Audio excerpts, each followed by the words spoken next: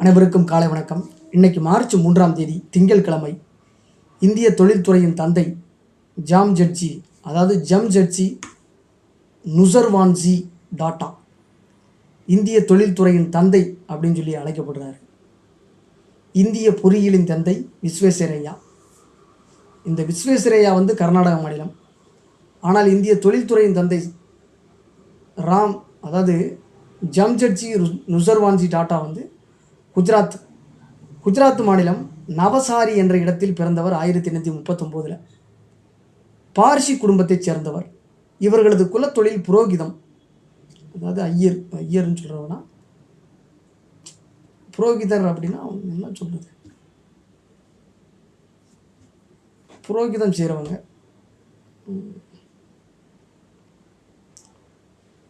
தமிழில் இன்னும் இது புரோகிதம்னா ஆங்கிலம்னா நான்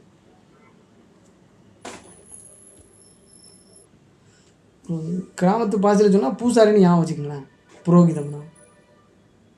ஆனால் இவரது தந்தை அந்த மரபை மாற்றி துணிச்சலுடன் வணிகத்தில் ஈடுபட்டார். பம்பாயில் ஒரு ஏற்றுமதி வணிக நிறுவனத்தை தொடங்கினார். ஜம்ஷெட்ஜி 14 வயதில் மும்பைக்கு வந்தார். எல் பின்ஸ்டோன் கல்லூரியில் படித்து கொண்டிருந்த போது அப்பாவுக்கு வியாபாரத்தில் உதவி வந்த இவர் 1858 படிப்பு முடிந்தவுடன் முழு வரியடாக சேர்ந்தார். அப்போது இங்கிலாந்து, அமெரிக்கா, ஐரோப்பா நாடுகளுக்கு பயணம் மேற்கொண்டு தனது வர்த்தக அறிவை மேம்படுத்தி கொண்டார். அங்கெல்லாம் இந்திய நிறுவனங்களுக்கு நல்ல வரவேற்பு இருப்பதை புரிந்து கொண்டார். தந்தையின் நிறுவனத்தின் கிளைகள் ஜப்பான், சீனா, ஐரோப்பா, அமெரிக்காவில் உருவாக இவரது உதவி பெரிதாக இருந்தது. இவர் தனது அப்பாவின் நிறுவனத்தில் 29 வயது வரை வேலை பார்த்து வந்தார். 1868 21,000 முதலீட்டில் சொந்தமாக ஒரு வணிக நிறுவனத்தை தொடங்கினார்.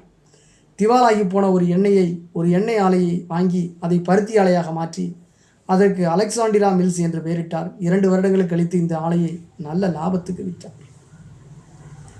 1874 இன்னொரு பருத்தி ஆலையை நாக்பூரில் நிறுவினார். தொடர்ந்து பல ஆலைகள் நிறுவினார். இவரது ஆலைகள் வெற்றிகரமாக செயல்பட தொடங்கியிலிருந்து இவரது ஆலைகளில் தயாரிக்கப்பட்ட துணிகள் இந்தியாவில் பயன்படுத்தப்பட்டன. இரும்பு மற்றும் எஃகு உலகத்தரம் வாய்ந்த கல்வி நிறுவனம், தனித்துவம் வாய்ந்த ஹோட்டல்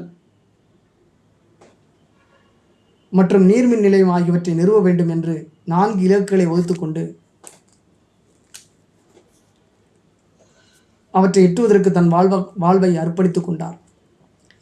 இரும்பு மற்றும் எஃகு நிறுவனம், உலகத்தரம் வாய்ந்த கல்வி நிறுவனம், தனித்துவம் வாய்ந்த ஹோட்டல் மற்றும் நீர்மின் நிலையம் தனித்துவம் வாய்ந்தது, இதெல்லாம் நிறுவனம் சொல்லி பாடுபட்டார்.